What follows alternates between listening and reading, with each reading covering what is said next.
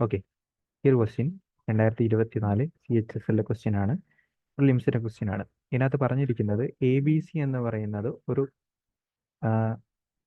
Triangle ആണ്. അതിൽ ABC എന്ന് പറയുന്ന ഒരു ട്രയാങ്കിൾ ഉണ്ട്. അതിൽ ഒരു ലൈൻ പാരലൽ ടു BC ആണ്. ഓക്കെ, അതിന്റെ പേര് കൊടുത്തില്ല. Straight line parallel to BC. Okay, PQ ആണ്. PQ ആണ് വരുന്നത്. BC ആണ്. ഈ BCയിൽ മീറ്റ് ചെയ്യുന്ന പോയിന്റുകൾ AB, അതുപോലെ തന്നെ AC-യിൽ മീറ്റ് ചെയ്യുന്ന പോയിന്റുകളാണ് P-യും Q.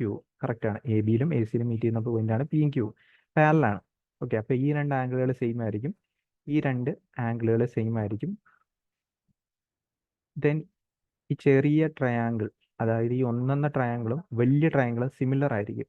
കാരണം ആ രണ്ട് ട്രയാങ്കിളിലെ ആംഗിൾസ് എല്ലാം സെയിം ആയിരിക്കും. ഇത് പാരലൽ ആയതുകൊണ്ട് തന്നെ ഈ ആംഗിളും സെയിം ആയിരിക്കും. ദെൻ ഈ ആംഗിളും സെയിം ആയിരിക്കും. ഇത് കോമൺ ആയിട്ട് വരുന്ന ആംഗിൾ ആയിരിക്കും. Then AP equal to QC. Okay, അപ്പൊ ഞാൻ AP-നെ എക്സ് എന്ന് പറഞ്ഞ് റെപ്രസെന്റ് ചെയ്യുന്നു. അപ്പൊ ഇതും എക്സ് ആണ്.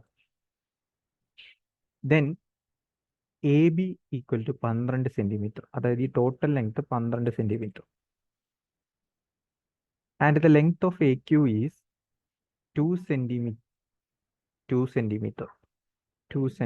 Then the length of CQ, അതായത് എക്സ് ആണ് കണ്ടുപിടിക്കേണ്ടത്. അപ്പൊ നമുക്കറിയാം, രണ്ട് ട്രയാങ്കിളുകൾ സിമിലർ ആണെങ്കിൽ അവരുടെ സൈഡ്സിന്റെ റേഷ്യോ നമുക്ക് അറിയാം. ഓപ്പോസിറ്റ് സൈഡ്സിന്റെ റേഷ്യോ ഈക്വൽ ആയിരിക്കും.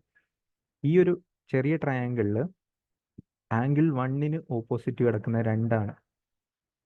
ആ വലിയ ട്രയാങ്കിളിൽ ആംഗിൾ 1-ന്റെ ഓപ്പോസിറ്റ് കിടക്കുന്ന 2 + x ആണ് ടോട്ടൽ ലെങ്ത്, അതായത് AC-ന്റെ ലെങ്ത്. ദെൻ ചെറിയ ട്രയാങ്കിളിൽ ആംഗിൾ 2-ന്റെ ഓപ്പോസിറ്റ് കിടക്കുന്ന x ആണ്.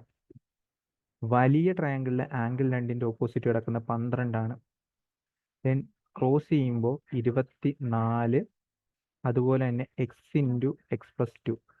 ഇതൊന്നെങ്കിൽ ഒരു ക്വാഡ്രാറ്റിക് ഇക്വേഷൻ പോലെ സോൾവ് ചെയ്തെടുക്കാം, അല്ലെങ്കിൽ 24-ന്റെ ഒരു ഫാക്ടർ, 24-ന്റെ ഫാക്ടറൈസ് ചെയ്യുമ്പോൾ 2 നമ്പറിന് മൾട്ടിപ്പിൾ ആയിട്ട് വരണം. ഒരെണ്ണം മറ്റേനേക്കാളും 2 കൂടുതലായിരിക്കണം. അപ്പൊ എനിക്കറിയാം 4 × 6 24 ആണെന്നറിയാം.